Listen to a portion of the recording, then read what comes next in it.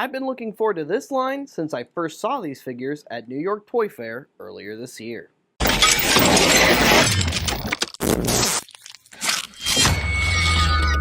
Hello there, Transformers fans, and welcome back to another cool toy review. Today, I thought we would do something a little bit different within the world of the Transformers and look at the Cyberworld toy line in its entirety so far. Right now with me, I've got loose the new Scorponok, which is the largest figure in the Cyberworld line. It's a pretty simple line overall, but it's got a lot of really cool and unique Transformer designs, and it's also got a really neat charm to it. And since I already have them out of the packaging, here are some images of these figures in their packaging. The packaging, much like the rest of the toy line, is pretty simple. It's all open window or just open air packaging with the figures that you can just kind of get to, but it's also pretty easy to get them out of the packaging, which is really nice, especially if you've got those younger Transformer fans at home that are just excited to tear into them. Anyway, that's pretty much it for the packaging, and let's take a closer look at the line overall. And here are all of the Cyberworld characters that I have found in retail so far, and I think I'm only missing maybe 3 or 4 figures that I know of. There's another version of Optimus Prime, there's Mirage, and there's Chop Chop, who both appear in the Cyberworld series as well.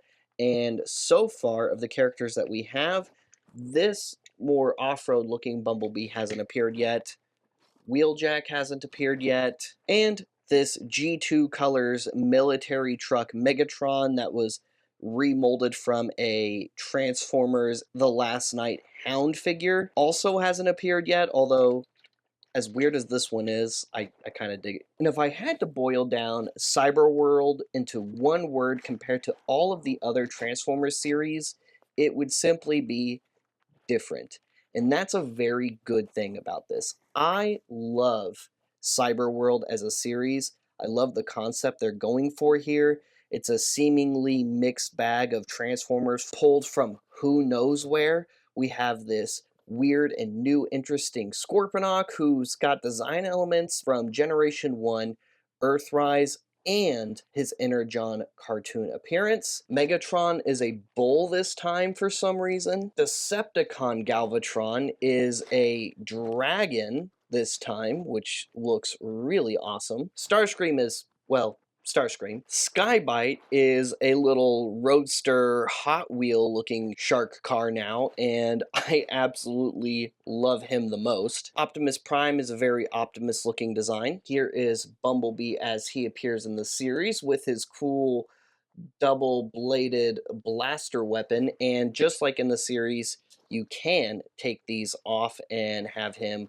wield them either on his arms or in his hands. Off-road alt mode Bumblebee is kind of interesting because the alt mode reminds me of the canceled Reactivate Bumblebee design, but the robot mode design kind of reminds me of Transformers Prime Universe Bumblebee. And since we're covering the characters that are pretty similar to themselves in other media, Wheeljack is also a car like he is in other media, but both his alt mode car design look very cool. It looks like a very futuristic looking kind of car, and I really like the head design on this particular Wheeljack.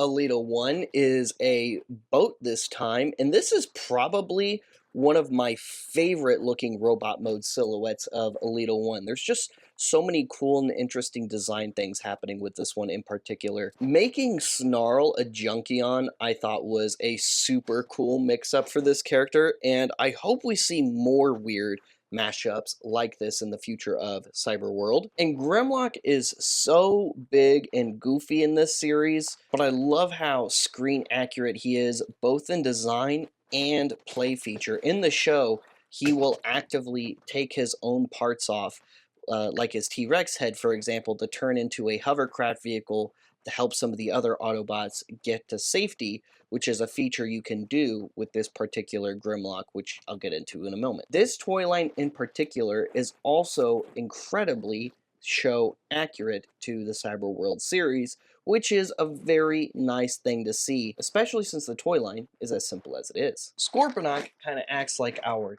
Titan class character in the line and as well as the series, as he is the largest character in both. He's also the only character in this toy line to feature any kind of electronics. He has lights and a variety of sounds when you push down on his scorpion head in this mode, such as that roar is actually really awesome.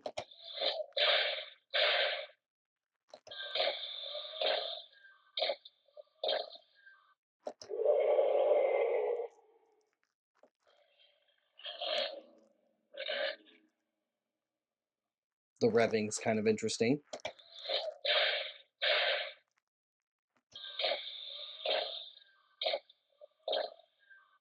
And you'll get different ones as they cycle through. He also, in this mode, has a scorpion pincer claw, a buzzsaw hand, both of which are removable and swappable with the big Energon sword tail stinger, which this is such an awesome looking stinger slash sword for Scorponok. Probably one of my favorite weapons for this character so far. You can see his scorpion eyes right here above the mandibles or antenna, depending on which mode you're looking at Scorponok in, which is a feature that came from the Earthrise Scorponok design.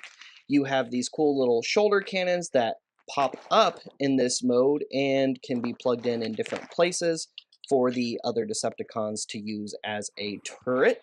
He has his scorpion legs. In this mode, they really just go up and down all together. You have treads right here. The back of the scorpion section just kind of hangs all the way out, and these are the back of his robot mode feet. You do have his big scorpion tail, which if we take Megatron there and take this piece off right here like so, this also breaks down and removes and then combines with his buzzsaw hand to make a big motorcycle chopper-like vehicle from Halo that the other characters can use as an independent vehicle. Transformation for Scorponok is pretty simple. What we're going to do is we're going to bring up the scorpion legs like so. We're going to take these off and collapse them in on themselves and just kind of set them aside for now. And then we're going to grab this little trigger on the bottom of this cannon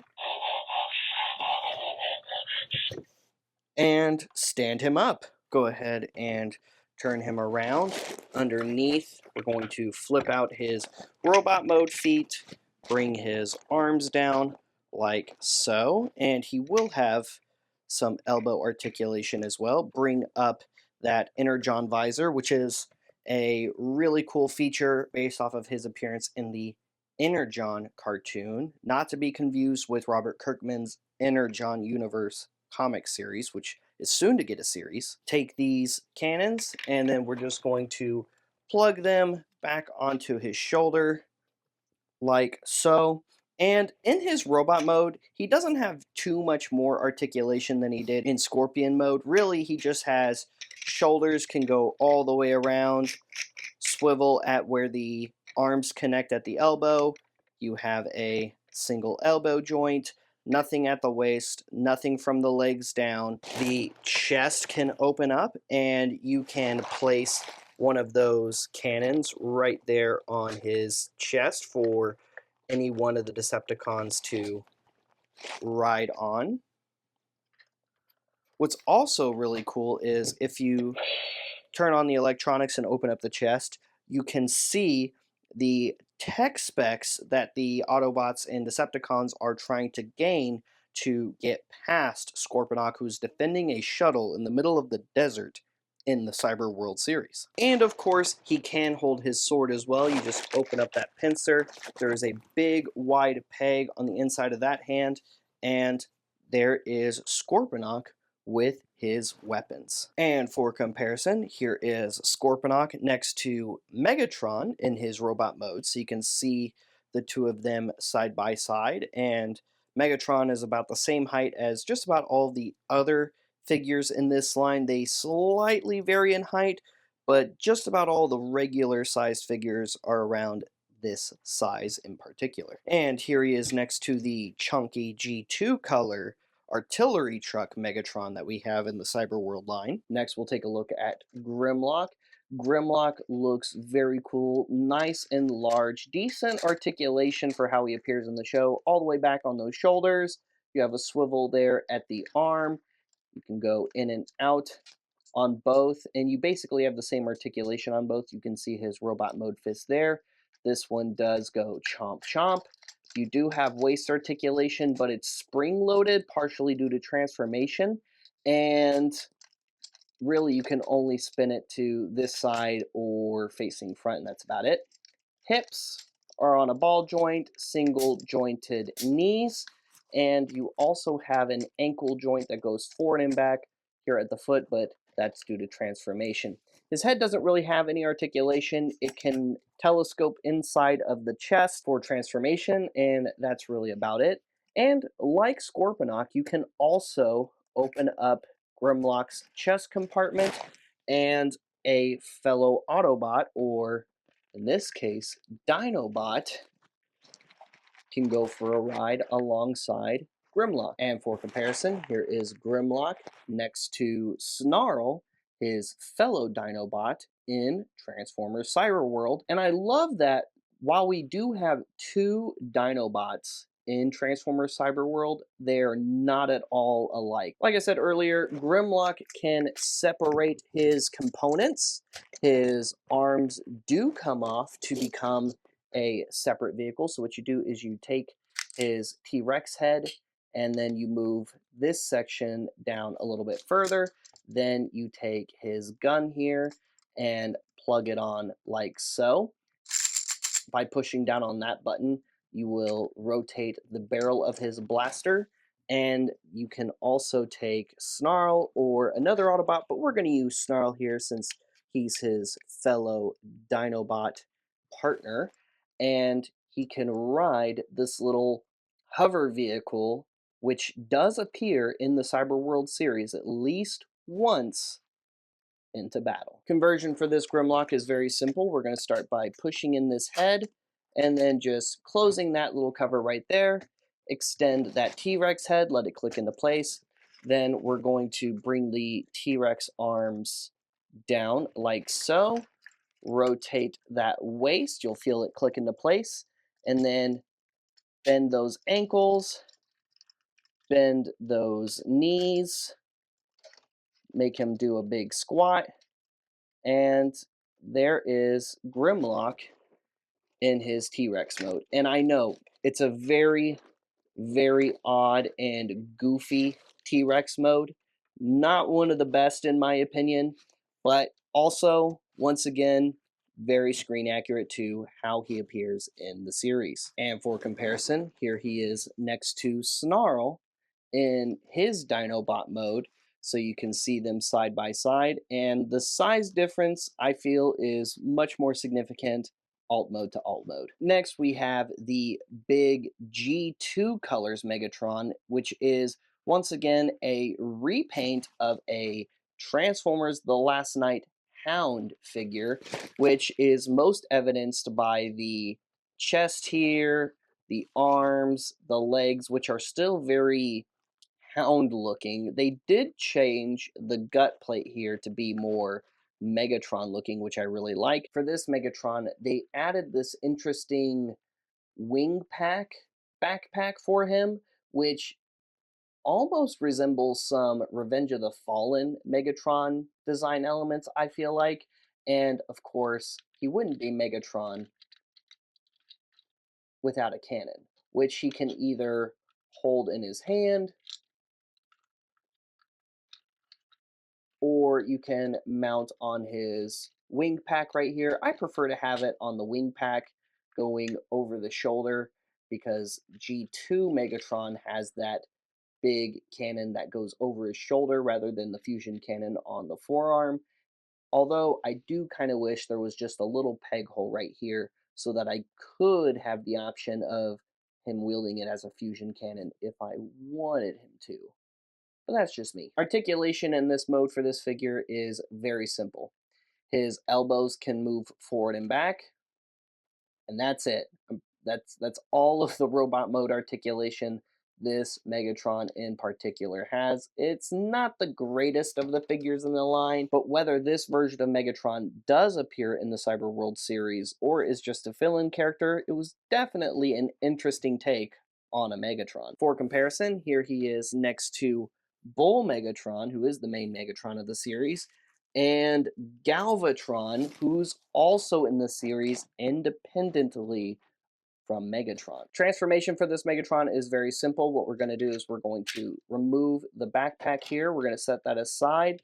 Next, we're going to bring up these arms on those shoulders there. That gut plate slid forward just a little bit and went ahead and auto-converted into the top of the truck mode. Then we're going to slide the top of the truck cab all the way up into those shoulders. Then both of these legs articulate as one piece. We're just going to bring that up. There's a couple of tabs in there. Those are just going to tab right inside. And there is the G2 Colors Cyberworld Megatron in his truck mode. Mostly, we got to add his little wingsuit section here. What we're going to do is we're going to fold this down. We're going to fold in those, rotate this around so it's facing forward, and then there's a couple of tabs here. Those are going to go into there. These two tabs are going to go right here, and then just line those up, click them into place, and there is this Megatron in his full truck mode, which looks really cool. I feel like the truck mode for this is far more impressive than the robot mode, especially due to the lack of articulation in the robot mode and the lack of articulation compared to the rest of the characters in the toy line. Even Scorponok has a little bit more than this guy right here. Another cool thing you can do with this Megatron is, since he has this bay here, you can add another Decepticon to be his gunner for his big cannon, or to just, be there as support. Maybe Starscream's not the best option for that for Megatron in particular, but still, it's a very cool thing you can do. The rest of the line is pretty simple, and just about all of the main line characters have the same articulation and relatively the same transformation sequence. First, let's take a look at Bull Megatron here. He looks really cool, nice and interesting looking sculpt. Once again, very screen accurate. I really like the classic Megatron helmeted looking head in particular, but with the added bull horns. And since the articulation on these figures is very similar throughout, I'm just going to really cover it this one time on Megatron. So the shoulders on basically all of these are going to be on a single ball joint. Hips are going to be on a single ball joint. Single jointed knees. Heads don't really articulate on these. And then you can bring the ab section forward, but that's due to transformation. Transformation on Megatron in particular, we're going to remove his axe tail blade weapon that he also uses in the series. We're going to bring this section forward until it clicks into place. Tab those robot mode arms. Those are going to be his front bull legs, which you can see the hooves on this side, which look like robot mode hands if you just turn it to the side. Then we're going to, at the knee, fold and then peg this into the back. But before we do that, it's going to be easier if you peg those feet together and then peg that into the back of his bull mode. Next, we're going to take this. It's just going to rest in those little rectangular grooves there. There's his bull mode all done. Next, we'll go ahead and take a look at Skybite. Skybite also looks very cool. Adding the wheels and making them kind of like a hot rod-like vehicle or a little roadster shark, I thought was really awesome in particular. Same articulation, head doesn't move. To convert, we're just going to bring that head forward, bring these arms up. We're going to peg them together behind his back, rotate that shark claw arm, and then peg the legs into the arms like so. And there is Skybite in his little hot rod shark mode, which I love this. I really like this a lot. This is such a cool take on Skybite. Next, we'll take a look at Starscream here. Starscream is Starscream. His jet mode is unique compared to other Starscreams, but he's still a gray, blue, and red jet. So, I mean, he's not too different compared to other Starscreams like Megatron here, who's never been a bull before. To transform Starscream, what we're going to do is we're going to flip the nose of the jet up and then flip it up the rest of the way. Peg these legs together, and then these arms are going to tab into the side of the thighs there.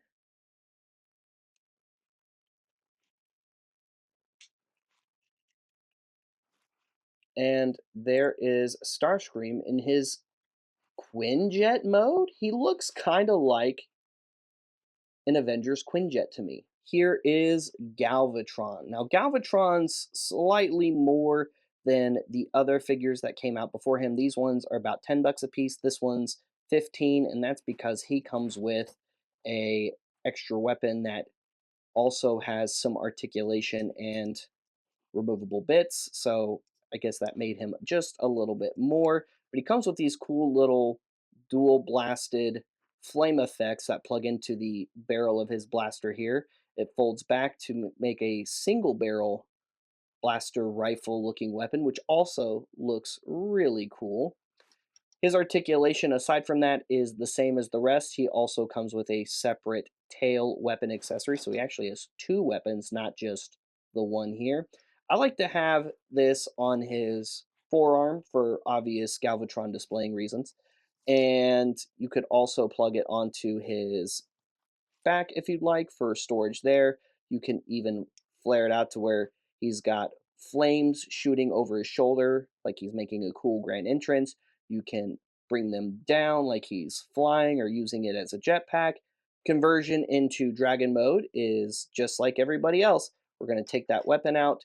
We're going to bring this down, bring up that dragon mode head. The jaw also articulates on this particular Galvatron. Tab those shoulders into the side, bring those legs up, and tab them into the back of his body there. This is going to tab right in on that rectangular tab there, and you might get him back into robot mode, but that's okay. He folds right back into dragon mode very easily. And without his external weapon, here he is in his dragon mode, and I love the jet fighter wings. I love the combination techno-organic dragon mode that we got, where you have a kind of robotic lizard looking head like a dragon. You've got dragon legs, a dragon tail, but then you have jet fighter wings instead of dragon wings. And then if you take his weapon here, there's a couple of little slots right there and a couple of little tabs right there. This is just going to peg down like so, and then you can have this jet fighter winged dragon with just this boosted flame effect just charging towards you, which looks so awesome. And for comparison, here are the regular Decepticons that we have so far, side by side in their alt modes. Here are all of our standard sized Autobots in the Cyberworld line, side by side so far. So we have Optimus, Bumblebee, Alita 1, and Snarl, who have each appeared in the series so far.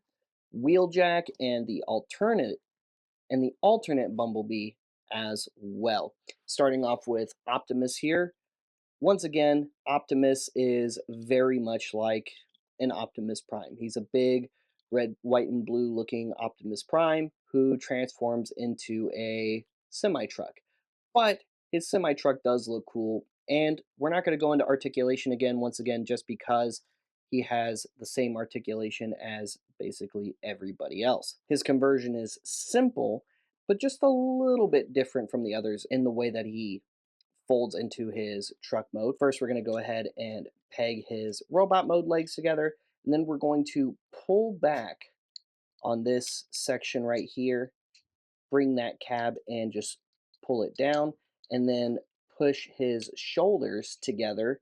His arms are going to tab into that waist section right there, and then we're going to bring his robot mode legs down just a little bit at that knee, and there is Optimus in his truck mode. And while it's a little strange for an Optimus Prime truck mode, I like the single visor windshield that we have here. I wish there was a little bit of silver paint here. I like the yellow lights right there. And I like the top section, which kind of reminds me of the classics Optimus Prime toy, which was the first modern take on a mainline G1 universe Optimus Prime. Next, we'll go ahead and take a look at Bumblebee. Bumblebee is another one of those $15 figures that comes with his in-show weapon, which first we see it as this cool double sword, double knife looking blaster. There's the blaster itself. It can fold down and look even scarier in a sense. You can take these knives off and he can either hold them